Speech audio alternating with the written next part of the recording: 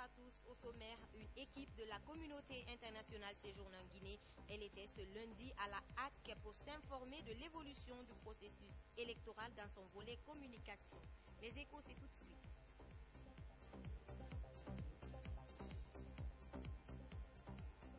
Santé, un nouveau centre de traitement épidémiologique à Bofa. C'est un financement de la Banque africaine de développement.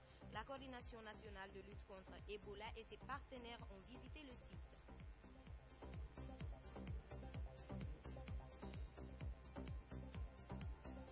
Et puis, le président de l'ASK a offert des équipements sportifs aux différents clubs de football du pays. Un geste qui s'inscrit dans le cadre des actions sociales de sa société Nimba Mining. C'est tout pour les titres. Très ravi de vous retrouver bien à réception ce lundi. Des travaux de finition de l'hôtel Kaloum, démarrés en 2012 et exécutés par la société chinoise GMC. Les travaux sont financés à hauteur de 76 millions de dollars par les partenaires chinois. C'est le président de la République qui a présidé la cérémonie. On fait le point avec Ibrahima Keïta du bureau de presse de la présidence.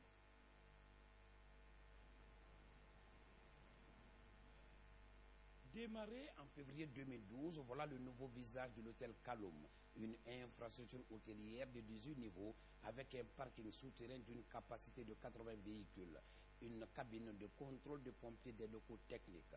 À cela s'ajoute un restaurant au rez-de-chaussée, un autre restaurant circulaire au 17e étage, une salle de banquet de 500 places et un casino. Véritable chef-d'œuvre qui atteste l'excellence des relations sino-guinéennes.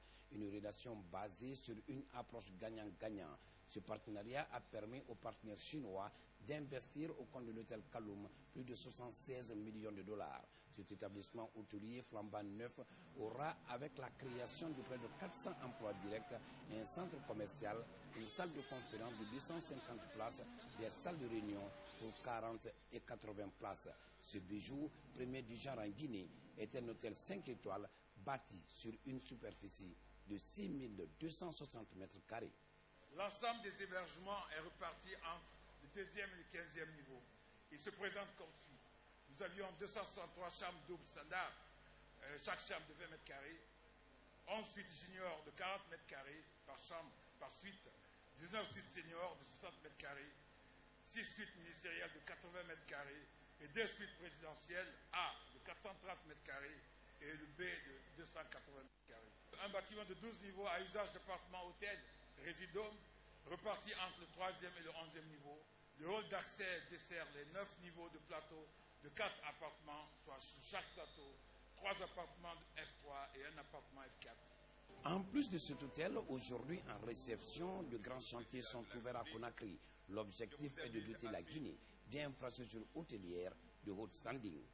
Malgré l'épidémie de la fièvre à virus Ebola, a réalisé les projets de ce magnifique établissement qui, après finition, sera des plus grandes infrastructures hôtelières de la sous-région. Réalisée par la société chinoise privée GMC, cette autre action s'inscrit dans le cadre du renforcement des liens de coopération entre la Guinée et la Chine.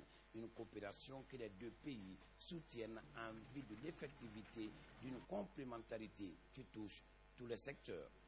L'accomplissement de ce projet contribuera incontestablement à la promotion de l'image de la ville de Conakry et au renforcement des fonctions de la capitale. Pour le président de la République, professeur Alpha Condé, l'engagement de la Chine aux côtés de la Guinée pour l'atteinte des objectifs du changement se concrétise de jour en jour grâce à un partenariat qui rassure.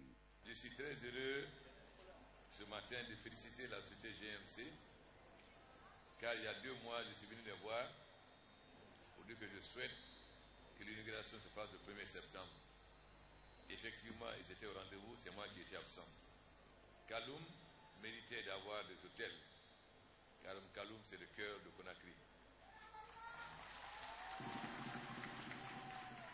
Nous sommes donc très heureux d'inaugurer ce bel outil qui va permettre non seulement de recevoir nos hôtes, mais aussi de développer le tourisme. Nous allons donc continuer à renforcer la promotion des jeunes, car il y a d'autres hôtels. Il faut que donc les jeunes acceptent d'apprendre, mais aussi ils doivent être à la hauteur. Dans quelques mois, ce bijou sera complètement opérationnel au profit des Guinéens et des étrangers en visite dans notre pays. Présidentielle 2015, la haute autorité de la communication a reçu ce lundi une équipe de la communauté internationale avec à sa tête Mohamed Ibn Chambas. La visite est relative à une prise de contact avec les commissaires de la HAC pour s'informer de l'évolution du processus électoral dans son volet communication des parties prenantes au scrutin du 11 octobre. Le point avec Mohamed Seyarsouma. Mission conjointe de l'Union africaine, de l'OIF et de l'ONU à la haute autorité de la communication. L'institution aborde cette année l'élection présidentielle du 11 octobre. Une première pour elle depuis sa mise en place le 10 mars dernier. La présidente Martine Condé a fait savoir à la délégation les actions menées, essentiellement celles se rapportant au processus électoral en cours. Parfois sujette à plusieurs interprétations, la HAC s'engage à équilibrer l'accès aux médias pour un scrutin crédible. Nous voulons voir comment nous pouvons accompagner la HAC de faire un travail pour un accès libre et équitable pour la média, pour tous les candidats aux élections, pour tous les partis politiques, pour qu'on puisse avoir des élections apaisées, inclusives et crédibles en Guinée. Le plan d'action quinquennal de la HAC, inclusivement la prochaine présidentielle, est soumis à la mission. L'idée plutôt est de bénéficier du soutien nécessaire pour sa mise en œuvre. Prendre contact avec les travailleurs des services publics, c'est dans ce cadre que le médiateur de la République effectue une tournée dans les départements ministériels.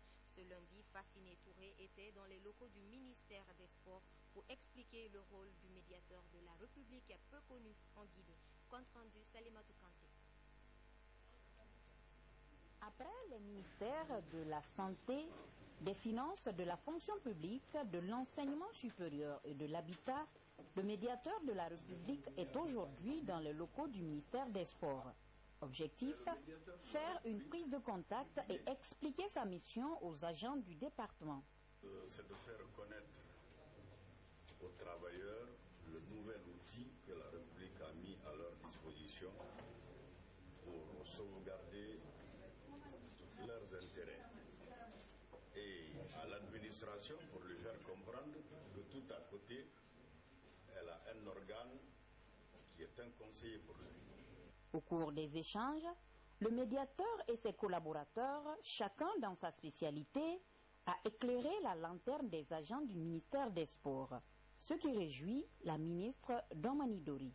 Il y a quand même des dysfonctionnements qu'il faut relever. J'espère qu'à travers la présence du médiateur de la République qui a pris la peine de faire un tour dans les départements sera en mesure de recueillir quelques problèmes qui assaillent l'administration et permettre justement aux administrés, aux usagers des différentes structures de l'administration à être plus utiles à ce que nous appelons le développement de notre pays.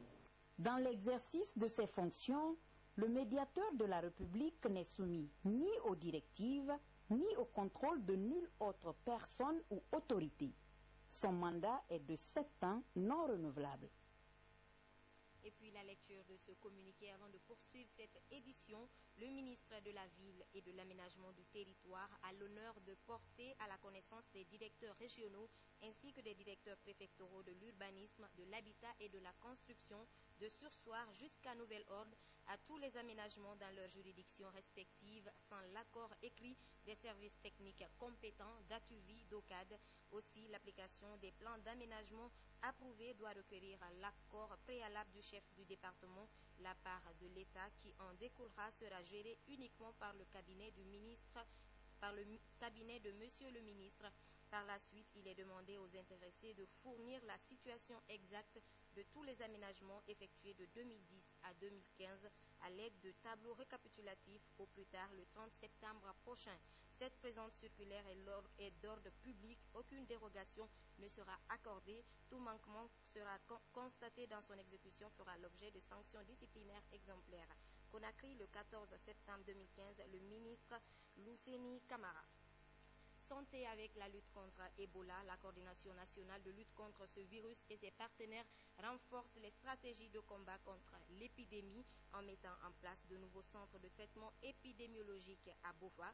Financé par la Banque africaine de développement, ce centre pourra désormais mettre à l'abri la population contre toute autre épidémie. Mohamed Kourouma.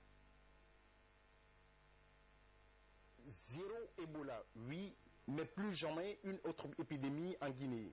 C'est la nouvelle vision de la coordination nationale de lutte contre Ebola et ses partenaires. Cela se matérialise par la construction des centres de traitement épidémiologique à travers les villes du pays. Première étape, la préfecture de Dubreka. Ici, sur une superficie de 1800 mètres carrés, 12 compartiments de traitement épidémiologique sortent de terre, avec les mesures de protection, d'hygiène respectées. Pour l'heure, les travaux sont à 95% avec un délai d'exécution de 4 mois.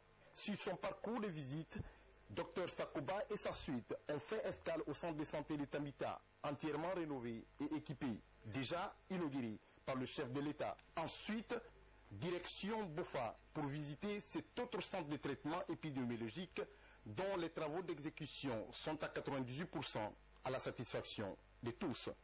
Cette visite, c'était une visite pour voir l'état des lieux d'avancement de différents chantiers et en même temps profiter pour montrer aux délégués de la Banque africaine de développement qui est avec nous, pour leur montrer que l'argent qu'ils nous ont remis, voilà, dans le cadre des infrastructures, voilà ce qu'on a pu réaliser. Nous sommes heureux et la population sait désormais que sa santé est prise en charge convenablement. Nous saurons prendre soin de ces établissements et d'en tirer le maximum de profit. Financé par la Banque africaine de développement, la construction de ces centres vient à point nommé et pourront contribuer à l'amélioration de la santé publique afin de ne plus retomber dans une autre épidémie. Contribuer à l'assainissement et l'ameublement des marchés de la capitale, telle est l'ambition de l'association MTERAC pour le développement intégré des marchés. L'association était au marché de Matoto où il a procédé à la remise de certains couvre-tables. Alceni Pascaldine. Les femmes vendeuses des produits de consommation sur le marché de Matoto reçoivent des tapis pour l'ameublement de leurs tables. C'est un geste de l'association MTERAC qui vise à créer des conditions hygiéniques et confortables aux braves femmes de ce marché. Un geste hautement apprécié. C'est une bonne chose que cette association donne des cadeaux. Ça peut aider les femmes à avoir le courage aussi de vendre des poissons. Il y en a qui ont passé par le sport. MTERAC a préféré passer par l'assainissement des marchés. On a eu à mettre les tapis dans les marchés publics, désinfecter le marché et réparer les tables qui sont déjà cassées. Auparavant, MTERAC avait déjà procédé à l'assainissement des alentours de ce marché. Elle se propose de toujours s'investir pour rendre les lieux publics propres. Tout ce que nous mangeons vient des marchés. Donc si ces lieux ne sont pas propres, on se contamine. Surtout avec les périodes d'épidémie là. Il faut que nous arrivions à assainir notre environnement et les marchés sont les lieux les plus indiqués, les mieux indiqués, puisque c'est là où les populations se regroupent tous les jours. Association qui œuvre beaucoup pour le développement et surtout l'hygiène dans les marchés.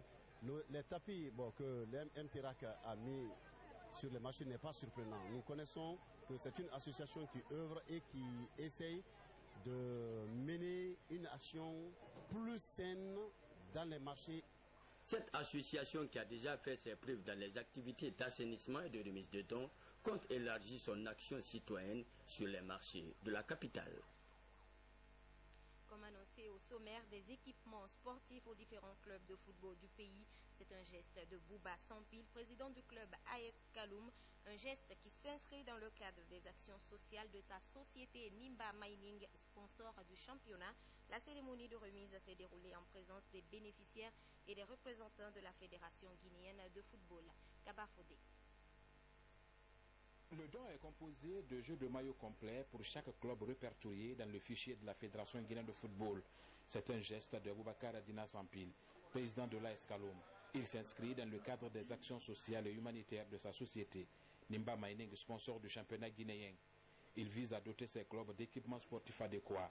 pour leur permettre de pratiquer la discipline. Une action sociale qui s'inscrit dans le cadre de la politique de West Africa et de Nimba Mining. Vous savez, de sociétés minières qui contribuent beaucoup à la pratique et au développement du sport d'une manière générale et du football en particulier dans notre pays. La société que M. Sampil dirige fait et je sais continuera à beaucoup faire pour le développement du football guinéen. En témoigne la longue liste des dons, des acquis et surtout en matière de sponsoring pour le football. En recevant ces équipements, les représentants des clubs et des ligues concernés ont exprimé toute leur satisfaction et remercié le donateur. Aujourd'hui, ce don vient à point nommé pour un peu alléger la souffrance que nous vivons, surtout dans la gestion de nos athlètes. Ce n'est pas trop évident. Et nous remercions le donateur Bouba Sampi. Nous voir aujourd'hui les mêmes maillots que le club de Ligue 2, c'est vraiment une fierté pour nous. Nous remercions très sincèrement au nom de tous les collègues et M. Bouba Sampi. La remise de ces équipements au club de Ligue 1, 2 et nationale vient s'ajouter à d'autres actions sociales déjà réalisées par le président de l'AS Kaloum, notamment la réalisation et la rénovation du stade de la mission à Kaloum pour le bonheur de la jeunesse guinéenne. Sport, toujours le tournoi de football doté du trophée Adjan Sira Kondé s'est joué ce week-end à Bouquet, initié par le mouvement Kakandé 2015. La rencontre s'inscrit dans le cadre de la reconnaissance des réalisations faites par le chef de l'État dans la préfecture de Bouquet. Bakary Bamba Kondé. Les rideaux sont tombés sur le tournoi de football doté du trophée Feu Adjan Sira Kondé, sœur aînée du professeur Alpha Condé à Kolabouni, préfecture de Bouquet. L'initiative est du mouvement Kakandé 15 du groupe Kairaba Touré. Cette cérémonie a connu une forte mobilisation tant de nationaux que d'étrangers venus de partout pour visiter notre contrée. Cet événement fut certes une réussite pour toute la Guinée, mais une opportunité qui a permis singulièrement à Bouquet de bénéficier. On parle de Kakandé, c'est tout Bouquet, c'est les 10 préfectures. Les 10 sous-préfectures de Bouquet qui constituent le Kakandé. Donc ce mouvement a voulu réunir toutes ces localités-là autour du professeur Afakone. Durant une semaine, 8 équipes venues des districts de Kolabouni ont compéti pour consolider la paix et la solidarité qui existent entre les habitants de cette sous-préfecture depuis des années. Le parrain de la finale s'en félicite. Il y a eu déjà un carnaval qui a été organisé, qui a quitté Bouquet pour ici. Donc vous comprendrez avec nous que c'est un sentiment de fierté qui nous anime. Je remercie la famille, cette famille aujourd'hui qui a fait que tout Bouquet s'est retrouvé à Kolabouni. Cette finale a mis aux prises l'équipe de Kakumba et celle de Gassia. Elle s'est soldée sur le score de 4-3 en faveur de Kakumba suite aux épreuves de tir au but ici au stade sous-préfectoral de Kolabouni. Revenons sur la lecture de ce communiqué. Le ministre de la Ville et de l'Aménagement du Territoire a l'honneur de porter à la connaissance des directeurs régionaux ainsi que des directeurs préfectoraux de l'urbanisme, de l'habitat et de la construction de surseoir jusqu'à nouvel ordre à tous les aménagements dans leurs juridictions respectives sans l'accord écrit des services techniques compétents d'Atuvi, d'OCAD. Aussi, l'application des plans d'aménagement approuvés doit requérir l'accord préalable du chef du département. La part de l'écart qui en découlera sera gérée uniquement par le cabinet de Monsieur le ministre. Par la suite, il est demandé aux intéressés de fournir la situation exacte de tous les aménagements effectués de 2010 à 2015 à l'aide de tableaux récapitulatifs au plus tard le 30 septembre prochain. Cette présente circulaire est d'ordre public. Aucune dérogation ne sera accordée. Tout manquement constaté dans son exécution fera l'objet de sanctions disciplinaires exemplaires. Conakry, le 14 septembre 2015, le ministre M. Lounseni Kamara. C'est la fin de cette édition d'information. Merci à tous de l'avoir suivi. Je vous retrouve demain à la même heure. Bonsoir.